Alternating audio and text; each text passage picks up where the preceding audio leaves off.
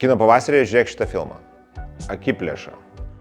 Saulė nebijo imtis temų, kurios nors dabar apie jas mes kalbame, tačiau jos dažnai labai paviršiumi ir mechaniškai ir gal programiškai atliekamos, kaip tos, kurios tarsi svarbios, bet ji tai padaro su kažkokiu tai jautrumu ir supratimu to, kas vyksta. Kas pavyksta Saulei Bliuvaitei padaryti savo debiutu, kas yra ypatingai retas atvejis, jinai imasi paauglystės temą, kuri jau yra labai sunki tema. Atrodo, labai lengva apie paauglius daryti, bet iš tikrųjų nevelnio, tai yra labai jautri tema neadekvatumams ir visokiems prašovimams. Ir ji tai daro ne tik tai kurdama, kažkaip dokumentalizuodama tarsi, realistinį filmą darydama, bet ir kažkur pridėdama savo požiūrio kampą, kažkokius netikėtus rakursus, kažkokius kinematografinį jautrumą. Ir mane tas stebina galbūt, kad tai yra debiutas ir toks gaunasi suturėtas filmas. Bet jisai kartu yra labai gyvybiškas. Aš skaičiu, jis būtinas pamatyti. Aš netgi varu suvaryčiau vyresnių klasių moksleivius jį pažiūrėti. Nesvarbu, kad ten temas labai aštrios ir taip toliau, bet tai yra jų